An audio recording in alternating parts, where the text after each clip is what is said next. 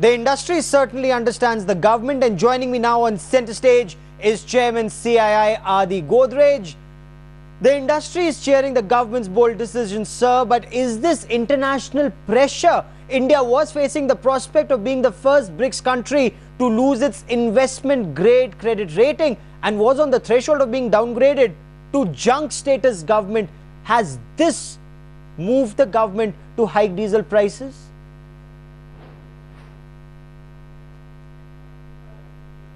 Well, I think it was extremely important for India to contain its fiscal deficit, because if we had not contained the fiscal deficit, the results could be terrible. The GDP growth would have come down further. A de-rating of India could affect investments, would affect our ability to borrow, would affect the interest costs the country would have to pay. So it is extremely important that this first step on the reform agenda has been taken. I do hope the government takes more such steps, because then growth could be restored, the country could be back on the path of success, employment would go up, and in fact, in the medium term, inflation would also come down. Well, the Prime Minister did bite the bullet. The question is, will he be able to carry this decision through with the level of opposition? It's not just the opposition parties, it's left, right and even allies. The hike in price of diesel and curbs on purchase of LPG cylinders has been opposed not only by the opposition, even the allies. Now, do you think that the government perhaps will buckle under pressure and go for a partial, at least a partial rollback?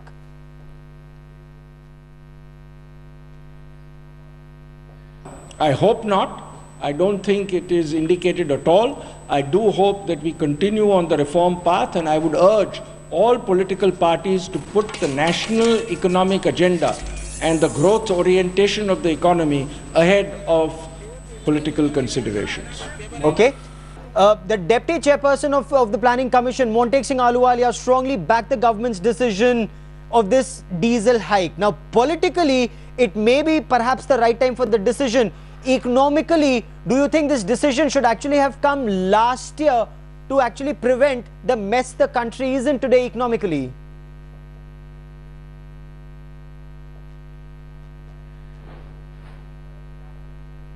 Well, I think the earlier this decision was taken, it would have been better, but it's better late than never. And of course, in future, we should remember that subsidies should not be continued indefinitely.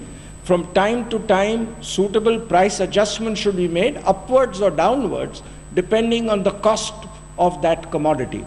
And if it is done on a regular basis, people would be able to absorb and appreciate it better. So I do hope it's not done just once a year or once in 2 years.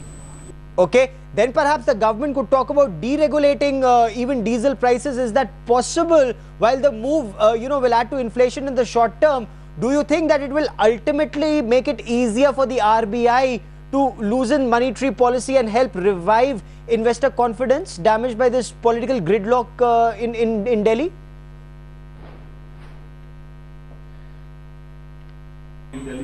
Most definitely.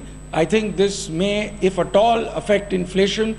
It will be extremely short term. In the medium term, it would help contain inflation, bring down inflation. In fact, after the announcement today, the rupee has appreciated, which itself will help contain inflation in future.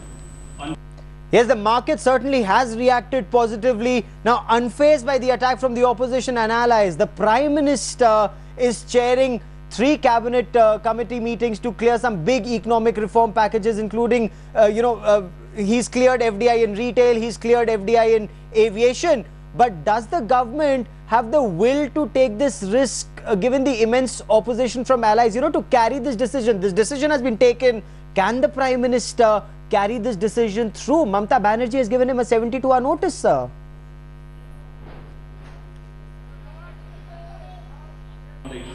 I hope they do. The Finance Minister made a very good statement in his press conference on August the 6th about the plans of the government. I hope they implement them, because if they do implement it, India will be back on the path of growth, which will improve employment, bring down inflation in the medium to long term, and get our country back on its path of success. But the opposition is tremendous at this stage, sir. Now, at the end of the parliamentary session, suddenly the government is looking, hyperactive. It's in hyperactive mode on economic issues. Do you think the government decided, as we're being told, it's a do or die situation?